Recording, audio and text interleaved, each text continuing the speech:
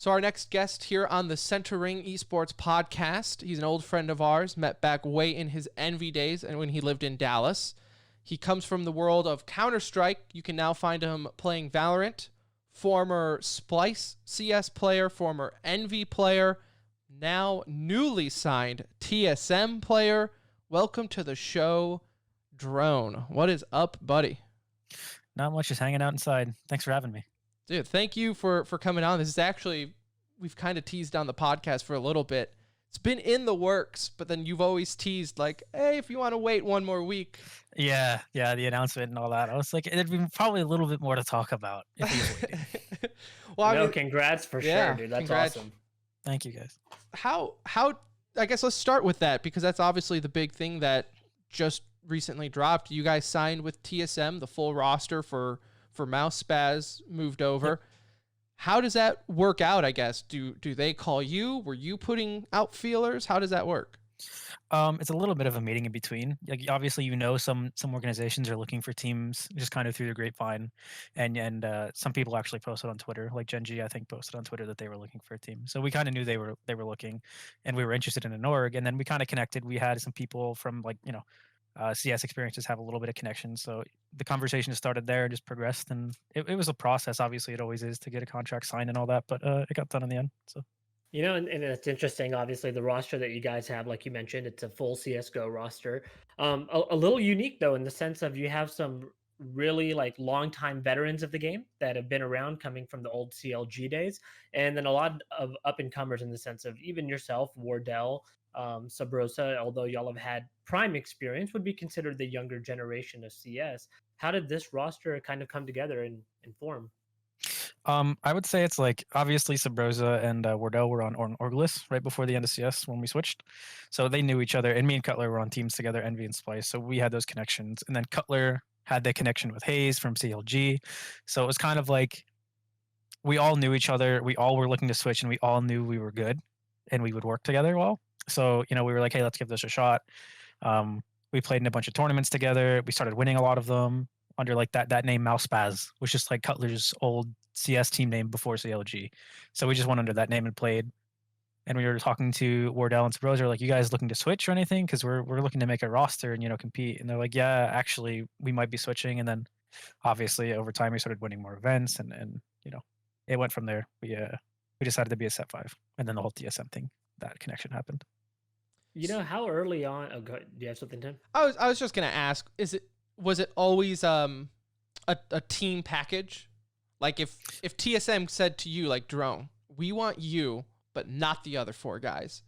We're like, yeah, for me it was definitely a team package. Like I actually had, I don't think I can drop names, but I had a bunch of offers to pull me away. They were like, hey, we want you to join our team. It was like already an established core, and I turned them all down and said, no, man, I have a 5 that we're working with. We're talking to some orgs. So yeah, that was definitely like right. A tempting offer, but no, we stuck as a 5. So together. You're a team player. You're not just looking out for yourself. Yeah, and I can't speak for the other guys, but I'm confident they also got similar messages. I talked to Color. He said he'd drop you in a heartbeat. Yeah, I figured. Bald guy. How early on, obviously the game hasn't been out too long. It's just coming out of beta and going live, which we'll get into in a little bit. But how early on in your playing did you know, hey, this is something I want to push, I want to go for? Well, I mean, so obviously I was just excited for the new game coming out, having another FPS to play. It was like when Overwatch first came out, everyone's like, wow, man, I'm so excited to play, just have fun, And I did play Overwatch for a little bit, just nothing serious, just for fun. And I was excited in that way, wow, I'm going to have an option that isn't CS to play when I want to play an FPS and not just get burnt out. But actually Slasher, he DM'd me and got me into the beta, which it was super awesome of him. He's a really nice guy. And so I got into the beta, and then when I started playing it, I was like, wow, this is it's so similar to CS that I'm so in my comfort zone with counter-strafing, aiming, bursting, all that. So it's the mechanics are already there. They're built into me. And then with the addition of all the abilities and different agents and opportunities for team play and utility usage, it just kind of opened up a whole new thing, what CS hasn't done for me in a while, because obviously CS is at its core, it's a 20-some-year-old game. CSGO is obviously less than that, but you kind of see everything, right? And in this game, it's wow, there's so many options and so many meta developments you can make. So that's kind of when I wanted to switch. Is I'd say a week into the beta.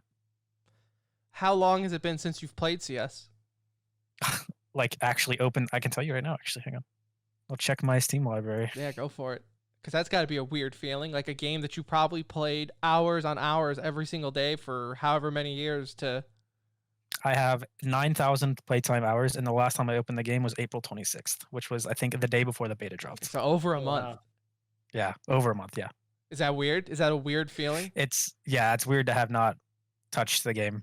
I guess I was thinking about, because the game's Valorant's down for like 5 days. I might open it back up again just to get some FPS back in. I've actually been playing the new Doom in the meantime, so that's fun. Oh, so it's kind of like a built-in vacation before you guys ramp it up. Yeah, exactly. It's not bad. With the release right around the corner, were you surprised that it was coming out so soon? Yeah, I had no idea actually. I thought it was going to be a couple months down the line, or it would be in beta for a long time, quote unquote beta, but everyone's in Yeah. it kind of thing. But and then like however many weeks ago it was, they dropped. They're like, all right, we're turning the game off and it's releasing, and I was like, oh, okay. Like, oh, I mean, this to is me, for it didn't real. feel like a beta. The game felt so complete. I mean, there's balance changes obviously needed, but it felt like a complete game. So I guess I never really considered. Yeah, I guess they have to release it at some point. As someone who plays it a lot more than we do, are you okay with the amount of maps at the moment? Would you rather see more maps before more agents, or what? I definitely want more maps. That's for sure. There's only 3 right now. The 4th coming when the release happens, but I want there to be a similar map pool like CS, where there's like enough to do a comfortable pick ban phase for vetoes on maps, and like not have to be forced to playing the same ones over and over again. Especially when I mean, split is kind of just bad. I'll be honest, but yeah, and I think I want them to. I don't want them to add too many agents. Like I don't want it to be a league where there's like an overwhelming selection of people you can play with different abilities and ults you have to learn. I think it'd be better to leave the selection to like a select few, like maybe 3 or 4 that there are now, and like have those become mastered instead of just like such a wide variety that's like, the jack of all trades, master of none kind of thing. Mm-hmm. I'd rather have a specific pool where you can get very good at them rather than a large pool. Do you think, you're probably going to be speculating here, obviously, but do you think that is their plan to add just a few more agents over the life of the game, or do you think it'll go more in a league direction? I have had this conversation with people, and it's such a question. I don't know. Like it can go either way, because League obviously was wildly successful for them, and it's obviously very profitable to have so many people with so many skins and cosmetics and all this crazy stuff, right? Yeah. So like from a business standpoint, I'd get it if they did it. But also, like, I've tried to get out of the devs too when I play with them. I'm like, hey guys, you guys don't want to add so many, and they don't say anything. Obviously, they're not allowed. So, but I hope they don't, but I wouldn't be surprised if they do. Are you comfortable with where the game is today going live? And if you were playing in tournaments, just let's say next week, do you feel good with where the game is right now? I feel comfortable enough to compete and be happy with it, but I feel there needs to be, like I said, more maps to make the esports competitive side of it more stable. There needs to be more maps, a few more characters, and like balance changes, I think. But like right now as a game, like overall, being released to the public, I think it's fine. I think it's like for an official release, it's perfectly fine. Do you feel like there's any true, because I mean, obviously when the beta first came out, Raze was unanimous, like broken, just didn't fit the mechanics of the game that well. Do you feel like it's been somewhat balanced to where there's not really that truly quote unquote overpowered agent? Yeah. I wouldn't say any are overpowered, but it kind of becomes a fuzzy line between overpowered and just like really good, because obviously in any competitive comp, Sage is there always, constantly. There's never a team versus team game which Sage is not in it, right? And at that point, is she overpowered, or is she just so good that she needs to be there? And games like, or agents like Raze, I think people use the word overpowered a bit too liberally, like in terms of like she's not super strong, but she's like, she doesn't fit the style of all the other agents, whereas she can like kill you outright with her almost all of her abilities, where all the other ones can't do that. Right. Like her rocket kills you, her Roomba kills you, her nades kill you, her nades do like crazy zoning control and also kill you. So it's just like it's a huge change of pace from all the other agents. Yeah, I felt like every other agent's abilities, all the like Sova's, right? His alt could technically kill you, but it's not just as like a one shot, not even like skill wise, right? Again, I say skill. Right. Obviously, Raze takes some skill, but it's just you can't just shoot a rocket down a hall and get a triple kill with Sova. Exactly. His alt, you still have to kind of know what you're doing. When Sova ults, I don't calm to my team, I'm dead. But when I hear Raze ult, I'm like, I'm dead. Like, there's literally nothing I can do. I'm going to die. Like rip, boys, rip. Yeah, I say, James, do you have a res? Like, I'm gonna die. What made you kind of want to play Sova, or was it just you started playing him and everyone else just kind of said, "Okay, you're the Sova player"? Well, I started the beta just kind of like I literally went through the line of characters and played like a day for each of them. And I played Sova and I just felt like his utility set I felt was the most dynamic in terms of like you can use it to help teammates, but you can also use it selfishly. Like say I'm holding a bomb site and they're hitting the site on me and they throw smokes. I can throw like one of those recon darts behind them where they're coming in and just sit behind their smokes and kill them as like a selfish play. Or as like a team play, I can be, hey, like I can talk to Wardell. I say, hey Matt, I'm gonna dart outside A for you, so you can try to get an op pick through the wall or something. You know what I mean? It's not even for me; it's for him. Or Mhm. info gathering in the middle of a round. I just think his utility set is the most diverse, in my opinion. I don't think anyone's like really nailed him yet. Also, his shock arrows. It's like I've been so trained in Counter Strike to use my HEs well. So it's like his shock arrows are just HE grenades that explode on impact that you can shoot like anywhere you want. So it's just like when you think of them like that, you can just use them for so much damage. He was just my favorite to play. Do you think it's going to be important for pro players to really master a handful of characters, or do you think people will be specialized to a character and that's how it'll work? I think it's going to be important to master a couple, like 2 or 3. I think you need to be able to, like, change up your comp in a tournament, or if something's not working, or let's say you're playing a team that's like, and this has already occurred to us a couple of times, like you play a really, really passive team and your comp would be better suited to not have aggressive characters, or like if let's say you're playing a super aggressive team that's on attack that just literally five mans everywhere and just runs at you, then it'd be a lot better to have people like slows or like sage walls or like even raise nades to zone them out of the spots that they're rushing, stuff like that. So like there have been instances in which we're like, wow, we're playing our characters, but I really wish we had this comp. So I think it's important to be able to play multiple characters. How do you feel about some of the other lineups that have been put together? Obviously, one of the biggest ones that comes to mind is Sinatra joining Sentinels along with a handful of like just big name players. How do you feel about some of these other teams that have been formed? I mean, it's all just starting from scratch, right? Unlike CS. Right. Yeah. I was actually surprised to see that like a team like Sentinels is like it's a mix of CS players and Overwatch players. And the thing is, I'm so disconnected from other esports for the most part. Like I don't watch Overwatch, I don't watch League, I don't watch StarCraft, and I'm like really into FPS 5v5 tactical shooters. Like that's like my niche, right? So when I saw Sinatra join that, I literally had no idea who Sinatra was. I was like, who is Sinatra? Like I played him in a game and he was like pretty good, and I was like, and someone's like, yo, that's Sinatra. I was like, I don't. Who That's is that? awesome. Like the And they're like, he's poster like the boy for Overwatch League Overwatch. MVP. I was like, oh shit, okay. Like but yeah, it's just cool to me because I don't know. I'd like to know where those connections came from, like how Shazam knew Sinatra, or how Sick and you know what I mean, like how Yeah. those guys got together. So like that question you asked me earlier about my five, I'd like to ask something like Sentinels. Obviously, T1's mostly CS players though. Do you kind of keep an eye on what's going on in terms of like some of these EU tournaments that have been happening? Because it seems like they've been rapid fire for the last few weeks coming out over there. I haven't watched them myself, but I've seen enough of like Twitter posts and like this new hitbox website for Valorant that's like there's like Fish some 123 or something, some random EU team name, like, and they're Yeah. supposed to be like really good. And so I haven't watched them, but I probably should. Now that you mention it, I'm curious if they have like a different comp or if they like play different agents in their comp or something. Is it somewhat refreshing because you even said like you had no idea who Sinatra even was, and he's like was the poster boy for Overwatch, which is hilarious. Then that you just had no idea. I think that's just kind of funny.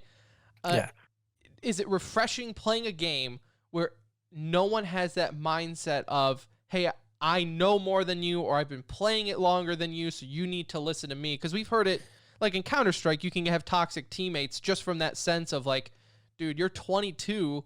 I was playing this game before you were born. Like before you could hold a yeah. mouse, I was playing this game.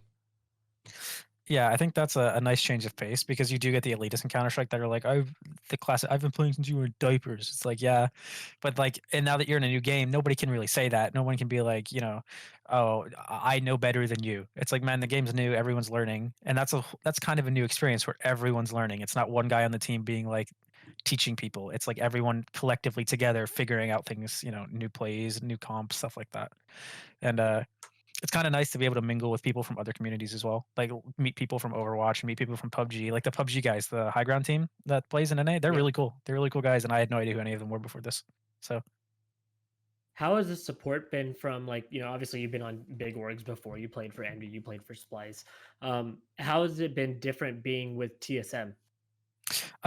Just from the get-go, TSM is like such a daunting name. You know, you hear TSM, you're like, wow, that's like they're like the cornerstone of like esports, We almost like actually one of the we big talked names. about that before the interview, like before you got onto the call. We were like, TSM's a big org. Like you didn't just like dabble into Valorant and then work your way up. It's you are starting at the top when it comes to Yeah. There's names. no ladder to climb. You start at the top rung, right? It's like it was a bit of a like when the prospect comes through, you're like, we might get TSM. You're like, wait, we might get TSM. Like those guys are gonna sign us, and it's pretty cool because obviously you can tell just by the way they conduct themselves and the way the process went with the contracts and getting signed. They've done this a long time. You can tell. I mean, everything was very very clear, very productive. Nothing was like kind of ignored. You know what I mean? It was such a refreshing experience because I've been on other orgs and I won't say names, but like where things like almost it was like pulling teeth to get some things done or like certain questions answered or like simple things like hey man, uh I need a new keyword, right? And I like some other orgs I've been on would be like we'll see if we can do that next month.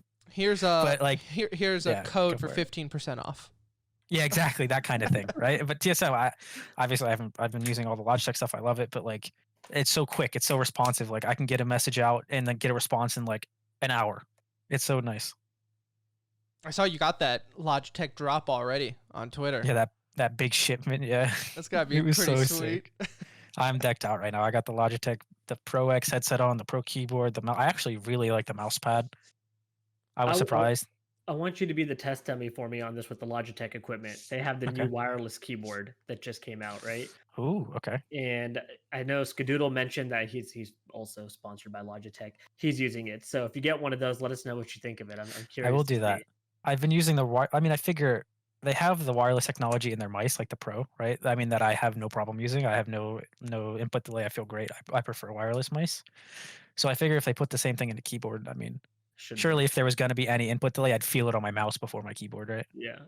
Yeah, with So keyboard you just get nervous, I guess, with how quick you're like pressing some key actions if it would yeah, I register. guess. But Yeah, that's fair. But you I know, actually do want to try that. Yeah. I want to shift gears a little bit and ask you about the CS scene, right? Something that Okay. you've just been a part of for so long.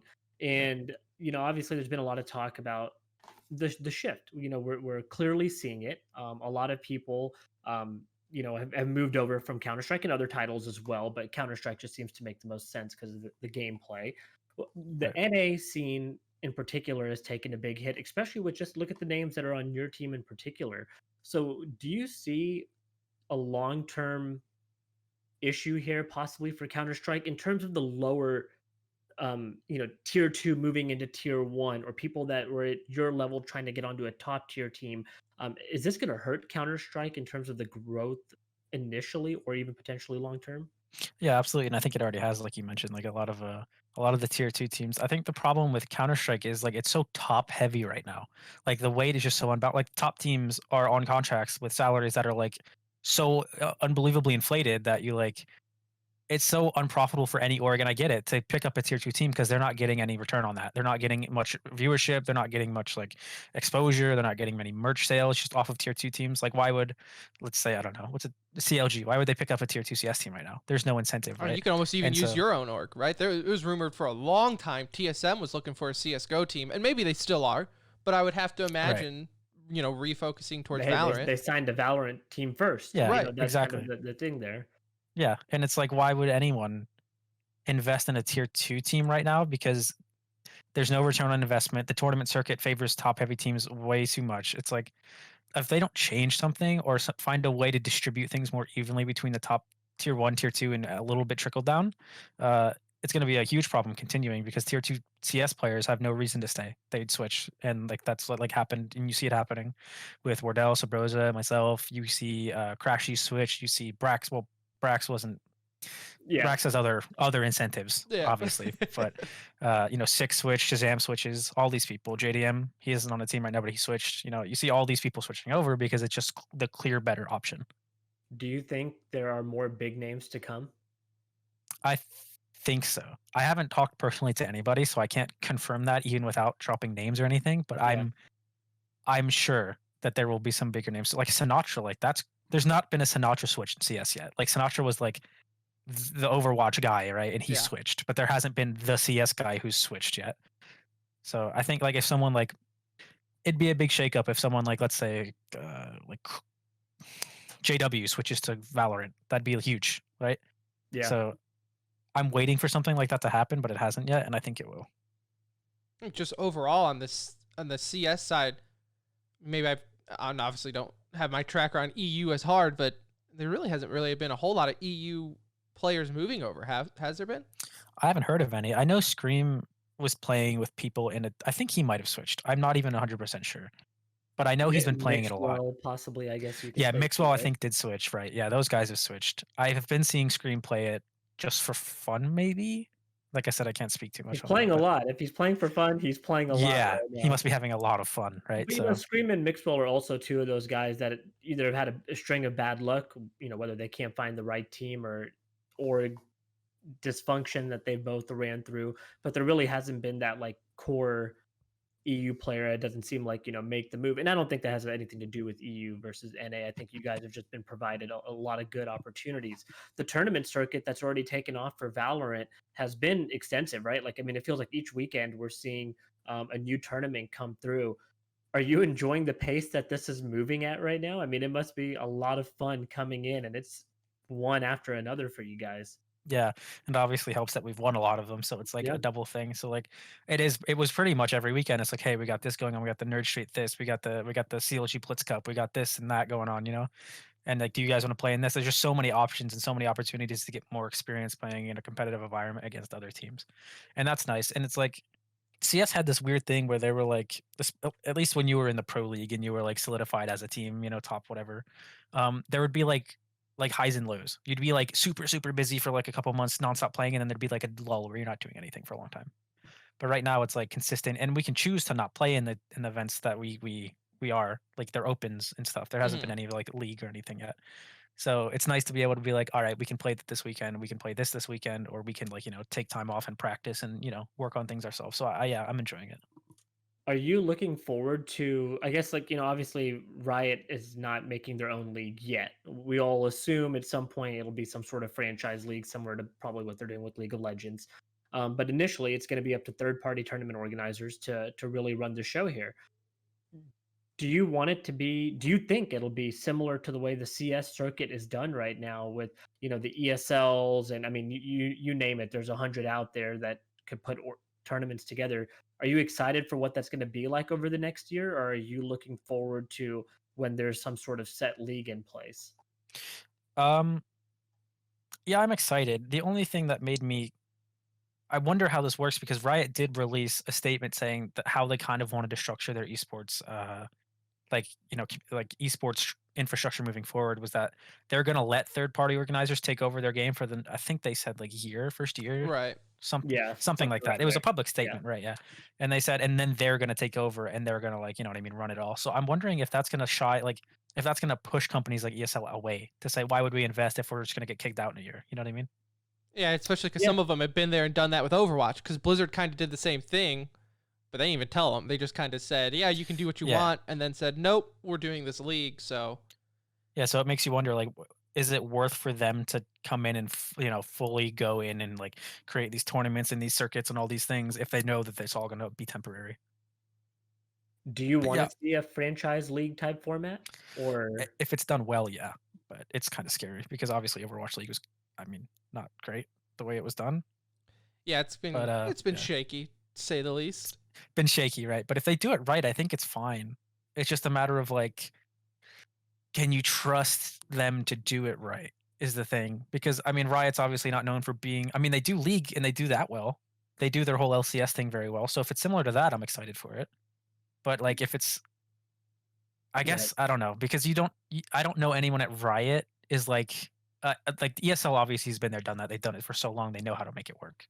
Riot, I guess through League they have, but again, it's like I don't really know. I'm excited for it if it works well. Is the thing. Hmm.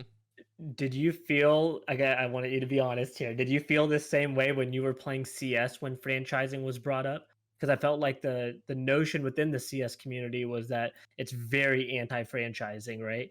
And at Yeah. least that's what you got from a lot of the players. Did you feel the same way when you were playing CS about franchising? Yeah, I did. Not like the way I feel now with Riot, but I felt the same way. It's like that's kind of like I wouldn't really want that. And the thing that made me question it the most was that it's not that the whole idea of franchising is so much like a big down for me. It's just like they did it so late into the game. Like the game came out in 2012 and they're like, "All right, we might franchise it like 8 years later." And you're like, "Well, I don't know. It's just so strange." But yeah, and then I also there were obviously the conversations of like, well, that's going to kill the tier 2 scene. It's kind of already dead now. But like obviously that would make it worse depending on how they did the franchising. Like that Hmm. would just completely lock tier 2 players out. You know, you cannot progress. So That's especially what you see with Overwatch and Call of Duty is just the tier two is kind of it's there, but what for? yeah, exactly. There's no like for CS right now, there's ESL Pro League. There's a major, that whole qualifying thing they do to get to the minor, to get to the major, to get the stickers, to do all this. There's a lot of, and I mean, comparatively, there's a lot of opportunities in CS for teams to grow and to like break into the tier 1 scene, like the ESL Pro League qualifications. Is like you play, even though they changed it and made it a little harder now. It used to be you play in MDL, you play well enough in an MDL, you get moved up to Pro League, and then you play well in there, you're a tier 1 team all of a sudden, you know. So being from the But if you franchise, outside, it doesn't work. looking in, do you get a chuckle seeing all the updates that are just suddenly happening to CS? I found the one very specifically funny where Valorant comes out where you can see everyone's crosshair, and then CS is like, "We made an update. You can see each other's crosshairs," and you're like, "I wonder where that came from." Is But yeah, it is funny, and I knew it would happen. Obviously, right. competition kind of drives innovation, so it's like when they have such a huge competitor too. It's not like some small game that's like Battalion was. Battalion 1944 was like, yeah, it was cool, yeah, it was fun, but it wasn't like Riot. Like Riot is here, and they're basically taking aim at Counter Strike and they're trying to take over. So now Valve kind of has to. They're forced to like make updates to their game. I think they're going to push Source 2 pretty soon. I'm pretty confident about that. It'd be seem like to be a perfect time to do it. That Hmm. kind of thing. Is it we've heard from other, members in the Valorant community now, I guess you can say that. Like from Hiko saying that he's talked to Riot 1,000 times more than he ever talked to Valve's devs or CS:GO's devs specifically. Have you kind of felt that same way? Yeah, I mean, I'm no Hiko, obviously. Like Hiko's got his whole he's got his connections, but like I have never in my life, and I've played this game Counter Strike for like since it came out in 2012. The day that I played the beta of this, I have never in my life talked to a developer for this game ever to this day. Valorant IQ matchmaking with the guy like Volcano, and he's like one of the lead devs, and it's like so weird to be able to have that open line of communication. And obviously, you don't want to abuse it and be like that annoying guy who's like, "Hey, are you gonna add this? Or are you gonna fix this Can or I have fix my this bugs?" skin? Can I get that? Yeah, exactly. So you don't do that, but you can. It's nice to see a dev care about his game and devs like actually involved in playing and recognizing things, and like you see them experience the same things you see if something weird happens, and you don't have to say anything because you know they're going to work on it because it just happened, right? So you haven't had that awkward moment where you think you should have had the headshot and you just instinctively yelled, "This game sucks," while playing with a I have dev? not. I haven't. I have not. I mean, I've had experiences with especially the last couple patches where there's been the registry issues. All right. On stream one time, I was playing like a ranked game and I died, and I was like, I'm pretty sure that was a headshot. And then I had someone clip it and watch back, and I was like, yeah, that was on his head, but he didn't die. So I haven't said it around the devs yet, but again, like, and they're so transparent about it too. If you've noticed their dev blog posts are like Yeah. they come out Oh, pretty great. often. They're like, yeah, obviously there's reg issues, obviously there's lag issues, there's things going on. It's like so nice to have a developer that acknowledges that. Not even so much like I wouldn't even care if Valve didn't fix it right away as long as they acknowledge there's an issue. Hmm. I'm happy, Yeah, I think, and Just and that's that's just a transparency, huge right? difference. we just Yeah. want to know that you know and that you're doing something. Yeah, that's all I care about, man. That communication is like such a huge difference, and I guess Valve doesn't, either their philosophy doesn't support that or they just don't understand it or what, but they don't do that. So let's assume all the Valorant devs are listening right now. Okay. What's the one thing you would like to be updated prior to release of the game? Prior to release, I really want optimization for frame rate because right now it's like um it's not so much low because there are times where I get 300. What I care most about is the crazy fluctuations I get in my frame rate. Is like, and what's cool is you can have that little graph. I don't know if you guys have played enough, but instead of just having text frame rate, you can have a graph over Hmm. time showing you the changes. I get like situations where I'll be like dropping over 150 FPS in like a second while in a gunfight, and you can just feel that when you're playing. That's something I want them to address, and they obviously already have in their blog post. They've said things like, we're addressing optimization issues, FAF problems. They've already fixed it a little bit. Um, I want them to change split a little bit as a map. I think that needs to be reworked a bit. But other than that, I think for like I wouldn't call it like tier one esports ready right now because obviously there's so many things they need to add. They have to add the maps. They have to add new agents. But as a game being released to just like as a game, I think it's ready. Yeah. Does somebody coming from Counter Strike, such as yourself, does the aim punch in this game bother you at all? Or like that little Not. stun Mm. effect that you also like kind of get on when you're initially in a firefight, where the Oh, movement, the tagging. yeah, the tagging. Yeah, well, I started playing Counter Strike in 1.6, where tagging was like a huge thing. Tagging was like as bad as it is in this game, if not worse, in 1.6. You get hit once, you're like, all right, I'm either committed to this firefight. There's like very little chance I'm getting away. So I mean, it took some time to adjust, obviously, coming from Go for like 12 years. But yeah, I got used to it, and I'm fine with it now. But it did take an adjustment period there, and also the aim punch is weird because it's like it's almost like in CS:GO you get aim punched if you get headshot if you don't have head armor, if you get gooshed or something. Hmm. But this game, there is no head armor. You get gooshed all the time. So your aim punch happens no matter what. That sometimes is frustrating when you're like, you have a kill. Like, I'll headshot the guy first with my Phantom, and then he gets like a lucky headshot back on me while his aim's going crazy, and then I lose. So, Are you guys competing in the like the release tournament, whatever they're calling it? oh, the Twitch Rivals thing? Yeah, I guess the Riot and Twitch tournament, is that Twitch Rivals, whatever. I think it's, yeah, we're competing. Yeah. All right, and that's your first one under the TSM banner, correct? Yeah, it's more of like the Twitch thing is more of like a release a celebratory thing. I wouldn't think it's too much of a competition Oh, driven okay, like so it's like esports thing. streamers and everyone can Yeah, do it's it. kind of like the early Okay. on things where it's like the things they had like all the streamers play and build teams and stuff like that. Right. Okay. But Any yeah, any tournaments coming up that you want to throw out there, or that y'all are signed up and ready to go for?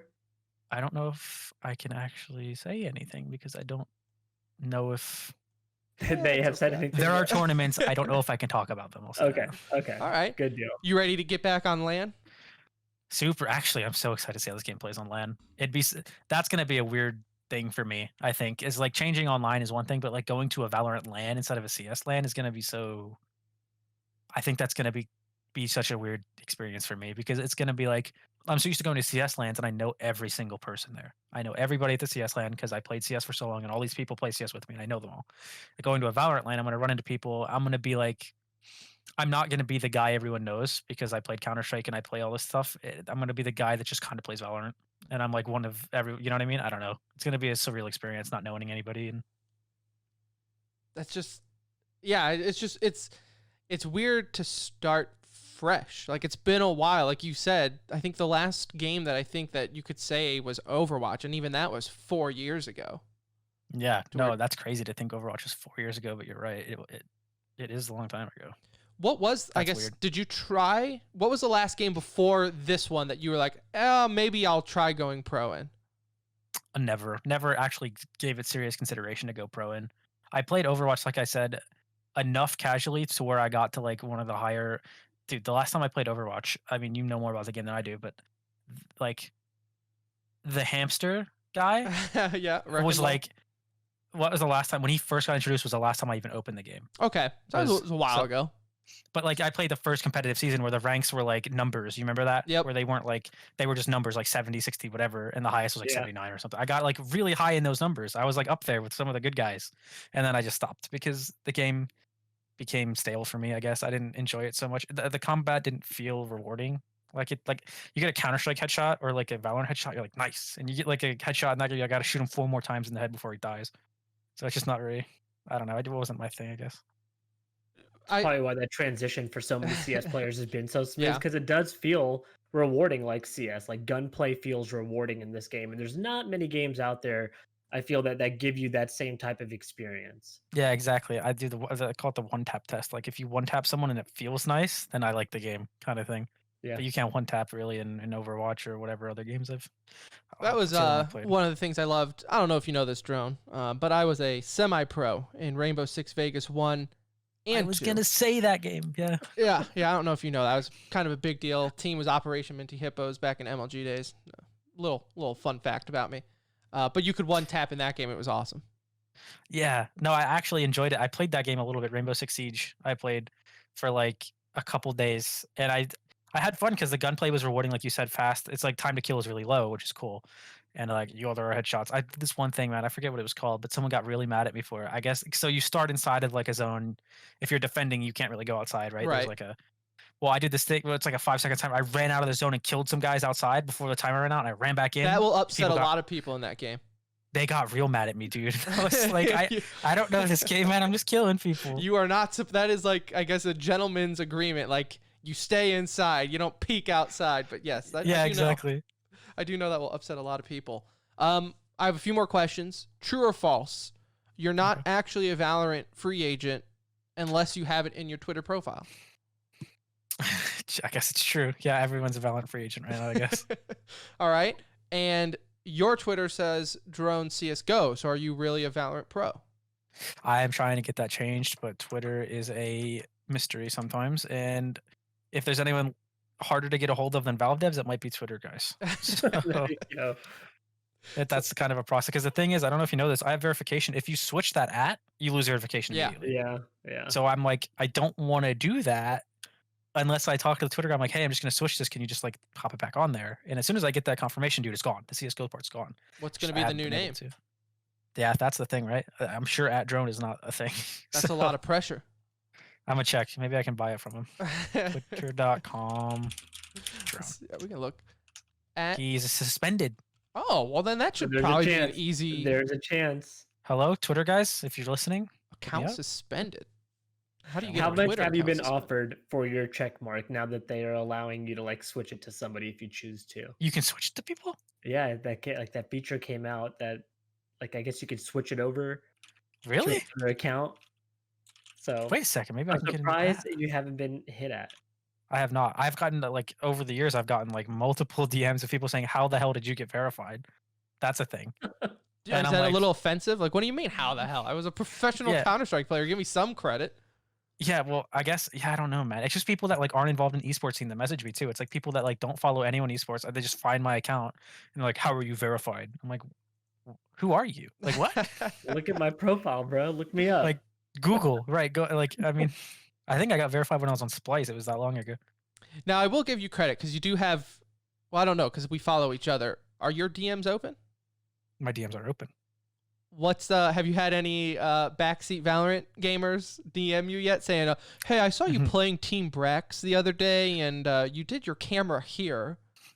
Yeah, definitely not Valorant yet. I've had that happen in CS plenty of times. Also, in my stream, it's happened when I've played Valorant. I have people in my chat being like, "You should have done this," and I just like, there's so many things that go in my mind. I'm like, I'm not gonna reply. Like, it's just not worth replying to this guy. Oh, Like, really? Should I have done that? Would I not have gotten shot? Like, thank you. yeah, it's like these.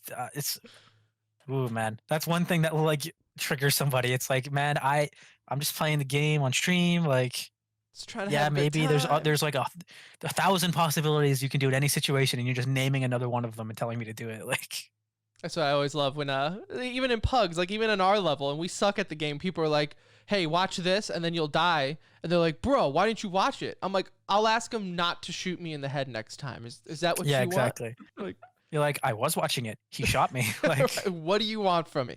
and then they'll be like, "Oh, you gotta hold it wider, man." And you're like, "Oh, okay, all right, that's fine." I'll do that next time. Then I'll Yeah, ask man. him, "Hey, could you not look at this corner the next time you peek me? Thank you."